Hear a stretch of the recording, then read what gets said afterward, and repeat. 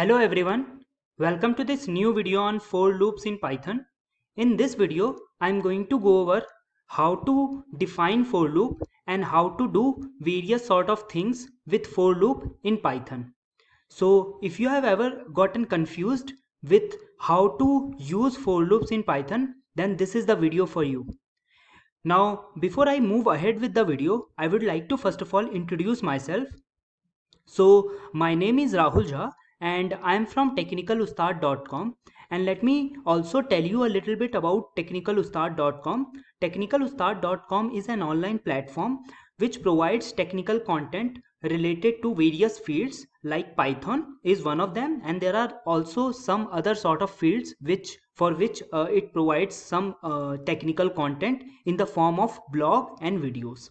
Okay, so with that said, I would like to get right into the video. So first of all, let us understand what is for loop in Python.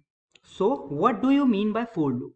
For loop is, as this slide is telling you, that it is a way of repeating and automating boring tasks. Now what do we mean by boring tasks? Now for that I would like to take an example, and I would like to first of all open the IDLE by coming to this bottom left corner and opening this IDLE for you. And once this IDLE has been opened, what I want all of you to do is, I want to create a list of names. So let me create this list of names which represents various lists like Sam, and let me also do Cell, and let me do Rock. So these are three names. Now, if I ask all of you to make a greeting message for each one of these names, which is inside this names list, how would you go about it? If you are not familiar with for loops, then you will probably do something like print names 0 and you will add welcome in front of it.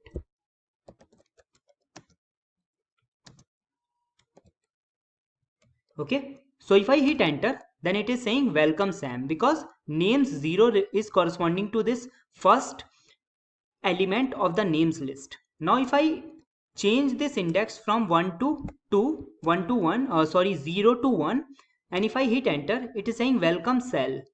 And if I again use this list with second integer, then it is saying welcome Rock. So I hope you are getting my point, and I hope that what I am trying to accomplish here, I am trying to print a greeting message which is customized for a particular user in the names list. Now with this particular method that we have just executed, what we were doing is we were copying and pasting codes, which is obviously what? Which is obviously a boring task. Okay, sorry. Okay, so basically I need to go to the first slide. Yeah, so a way of repeating and automating boring tasks. So this is what we essentially mean by for loops. So this task can easily be accomplished using for loops, but since I haven't talked about the syntax of for loops yet, let me talk about that syntax first. So how does for loop works? Now whenever we talk about for loops, we also talk about iterators. This iterator. Now what do we mean by iterator? Iterator is something that has some elements in it, and whenever we talk about for loops have always a concept of iterator, because what we do in for loop is we iterate through a iterator. Now list is a collection of some elements, hence it can be iterated, and it can be iterated using for loop. So each element in that iterator will be accessed using a pseudonym called variable. So instead of calling it a for loop, we sometimes call it a for and in loop. Okay, so here notice here what I am doing here is I am saying something like for variable in iterator. Now sorry again, so let me go back to the second slide. Yeah, so for variable in iterator, do something with variable. So the way it works is as follows. If I am having a iterator, let's say a list with three variables, as we have just taken an example of three variables in a list with three names in that list. Now when I will say something like for variable in that list, then firstly this variable will get the first value of the list, and then when we will do something with that variable, then after having completed our actions on that variable, we will again go back to the beginning of the loop, and this variable will be then assigned to the second element in the iterator, and in this way this process goes on. Okay, so how can I use this concept to automate this particular process? So what I can do is I can say something like for name in names.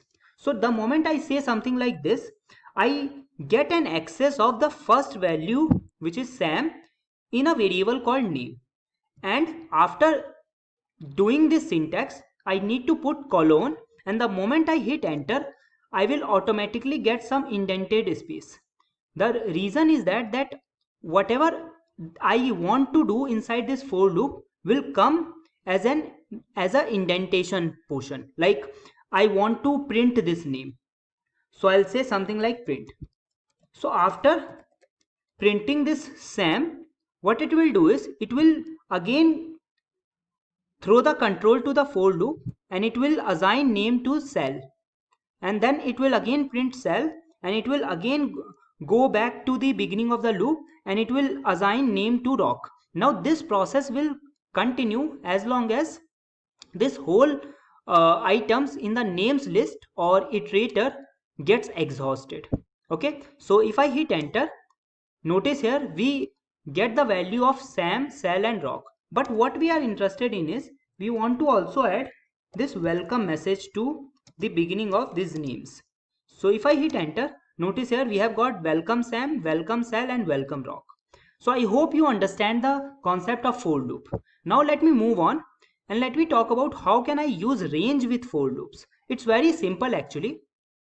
What range does is range obtains a iterator, but rather than actually obtaining this list, it operates a iterator object in the form of range object. Okay, so let me open first of all another IDLE, because that was taking a lot of space. Now what I can do is I can do something like for I in range. Now if you want to understand what range is, then there is another article on technicalustad.com on the same topic. You might want to check that out. So for I in range, if I put 5, then it will generate a iterator from starting from numbers 0 all the way to 4. Now you might be asking that why 5 is not included. Then you might have to watch that video on range or read that article on range. Okay, so I put colon, and after that what I can do is I can print I. Notice here. So this is how we use range with loops. Now notice here, since Python's indexing also, list indexing also starts with 0, we could also do something like, so I could have some list, let's say data 1, 11, 34, 10, 10, 10, 19 and 12. So the first value will be having an index of 0, 0 is printed here. 34 will be having index of 1 and so on. 12 will be having the index of 4. Now what I can do is I can get this loop, and instead of printing I can print data of I. Are you getting my point? So I'm printing each element of data. So rather than doing this, I could have also done something like for value in data. Now this name you can give pretty much anything, but this data should exist. So I'll say print well. Notice here both the outputs are same. It's just the way you prefer and the way you feel better to create these kind of things. Okay, and after talking about this range with for loops, let me move on to the next slide. And next slide talks about range with for loops with underscore. Now this is nothing but a actually a fact that we have to like, what we could do is, let's say if we are interested in repeating some code for a certain period of time. Let's say I want to print hello world for 5 times. So let me close this code window and let me open the IDLE again. Now you guys might be saying that why I am closing this ideally again and again, because I do not want to create the script. But what happens is there is no clear cut way of clearing the screen code that we have just written. So that is why I have to like do this step. But you are free to use scripts, because I do not necessarily want to create and save those scripts also, all those sorts of things. Okay, so that is why I am not creating this script. Okay, so I was talking about this underscore. So what I can do is I can do something like for I in range. So I want to print the hello world 5 times. Okay, so I can do something like hello and world. And if I hit enter, notice what is happening. But the question arises that if I am not printing, if I am not utilizing this I variable, then what was the need for defining it right here? What I could have instead done is I could have just used this underscore to kind of indicate whoever will be reading my code, to kind of indicate them that this variable is of no use in this code. So if I hit enter, the same output we get, but here we are setting this pseudo code for underscore for kind of representing a variable which is of no use. Okay, so now we have talked about range with for loops with underscore. So now let us move on to the next slide. Now let me talk about break statement. Now what do we mean by break statement? Now inside a for loop, what we can do is we can add some sort of condition which will simply break us out of the loop. Now consider, for example, we are having a list with 1 million items. Okay, now if I execute a loop on that 1 million items, obviously Python will do it for us, and there would not be any harm to our computer in this case. But here what we can intelligent what would be the intelligent thing to do is to add some sort of condition that if gets fulfilled, we simply come out of the loop rather than searching for all the values in that list with 1 million items. So in that case, that is why for those type of scenarios, this break statement has been developed in Python. And what this break statement does is it should be added in if condition, and if that condition gets true, then the for loop simply stops working after that iteration. So let me show you what exactly do I mean. So I'll say, so let me try to print 10 numbers. So I'll say for I in range of 10, and let me print I to it. So if I hit enter, notice here we are printing 10 numbers. Now let us say that I am adding some sort of condition that if I is 1, then immediately, sorry, if I is 5, then immediately I want to kind of get rid of this loop. I don't want to continue anymore. So what I can do is, if I is equal to 5, then what I can do is I can add this break statement, and just that, and I can add something like print I. So the way it is going to execute is as follows. First of all, I will take value 0. It will check whether I is 0. No, it will print 0. Then it will then I will be incremented by 1, and 1 will be tested against 5. Again it is false. So this piece of code which says break will not be getting executed, and then print of 1 will be executed. Okay, and in this manner, when I will get the value of 5, this particular line will be seen, and immediately this break system will be executed, and this for loop will simply ignore this print, and it will come out of the loop. So only first 4 values will be printed. So let me hit enter, and notice here first 5 values are printed, but the index is 4. That is why I said that first 4 values will be printed. Now after talking about break statement, let me talk about one more statement, and that statement is known as continue statement. So continue is little bit you can kind of think as the exact opposite of break statement. So with break statement, what we do is we simply come out of the loop. We simply do not run the code anymore. Whereas with the continue statement, what we do is we just skip the current iteration. after skipping the current iteration, the next iteration gets executed. So let me show you the example of that. So what I'm going to do is, I'm going to do something like for I in range of 5, print I. Now in this case, let's say I don't want to execute this second index iteration. So what I can do is, so I can add something like if I is equal to 1, then continue, and otherwise print I, or I think I should do 2, and if I hit enter, notice here it is printing 0, 1, 3 and 4. 2 is simply getting ignored. Why? Because the moment this condition gets satisfied, this whole entire iteration gets skipped. So anything after this if statement will be ignored, and the next increment will be made, and that increment will be obviously 3, because I is 2 where this statement got executed, the statement of continue, right? So now let us move on to the next step, and the next step talks about dictionary and loops. So how can I use loops with dictionary?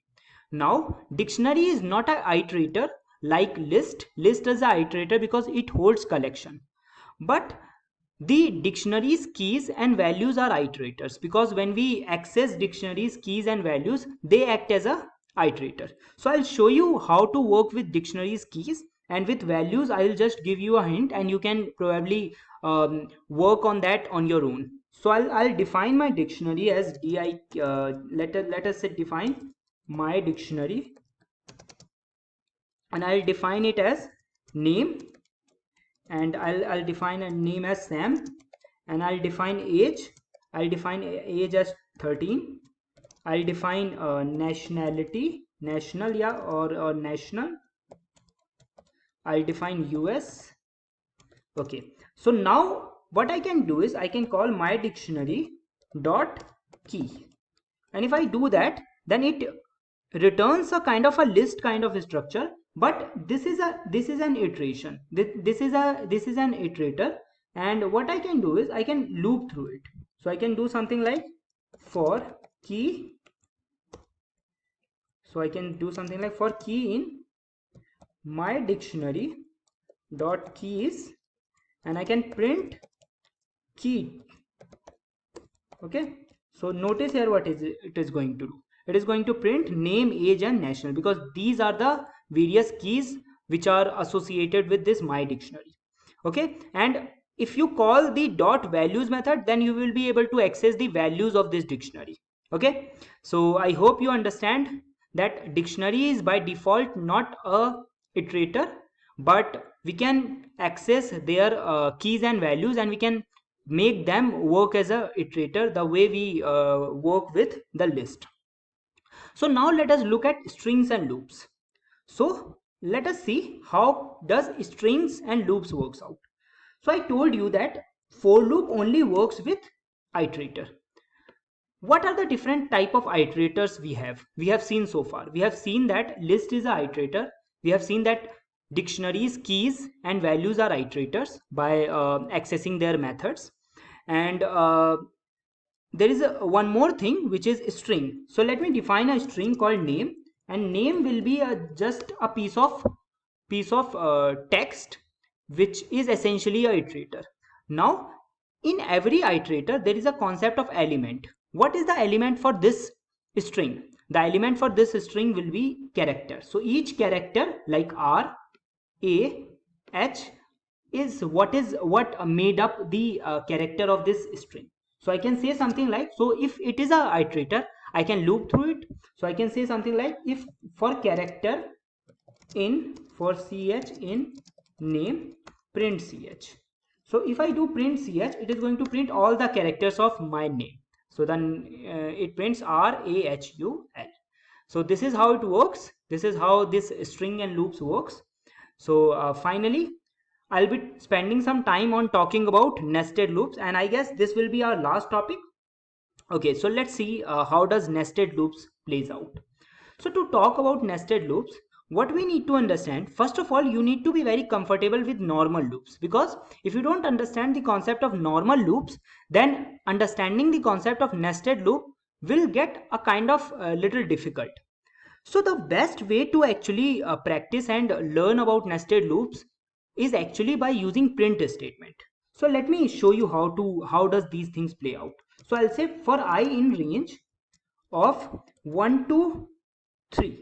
Okay, and now what I'm going to do is I'm going to define one more loop. I'll say for j in range, but this time I'll use the different number, and the reason that I'm using different number is because I want to differentiate from this outer loop and this inner loop. So I'll say 4 to 9.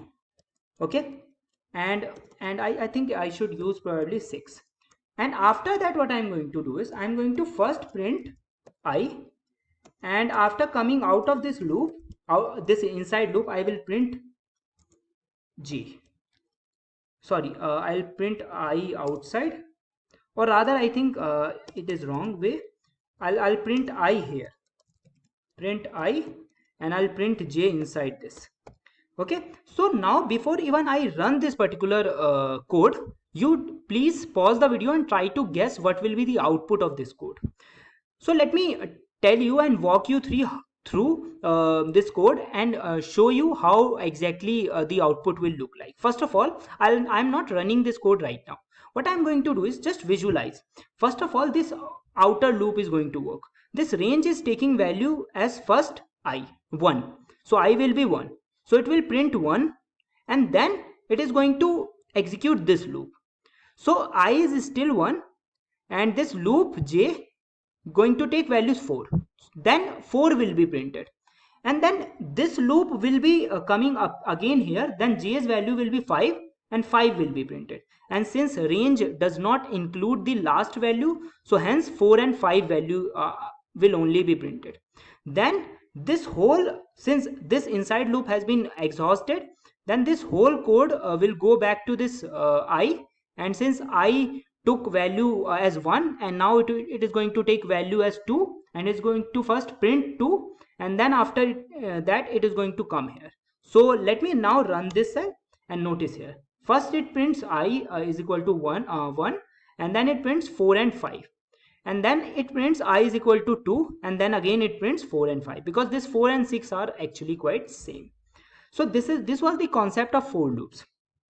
Now this is a very important concept and very interesting concept if you care enough, because with the help of nested loops you can draw very interesting shapes. I'll not be going into that, but if you are willing to, then I'll probably make some video on that also. But first of all, you need to understand that with the help of nested loops, what you can do is you can loop multiple times inside a loop. So I can even add one more loop inside this second loop.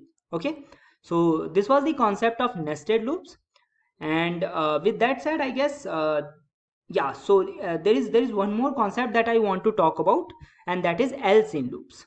So what do we mean by else in loops? Else is very simple concept, and this has to do with the information to the user that is passed when the loop ends. So when I say something like for I in range 9, and if I use print I, then what is the information that will be displayed to the user once this loop ends? Currently it will just print the values from 0 to 8, but it is not going to display anything to the user. So to display and to kind of do something after this loop has been executed, we add this else statement after the loop. So I can add something like done looping. But you are not actually limited to just printing something. You can also do some sort of programming inside this else. Say for example, you are getting some sort of values from the user in this loop, and after that, once you get those values, you can execute and do some operation on those values inside this else statement. Okay, so let me hit enter and let me show you what exactly it looks like. So first of all, if you notice, it starts by assigning the value of 0 to I, and it prints this line all the way to 8, and then finally it comes to this else block and it prints this statement called done looping. Okay, so I hope you get this particular point.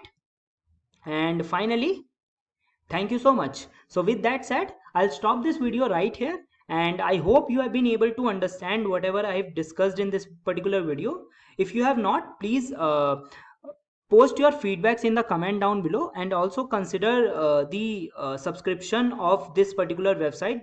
Please regularly visit this particular website. This website posts wonderful content in terms of quality and quantity.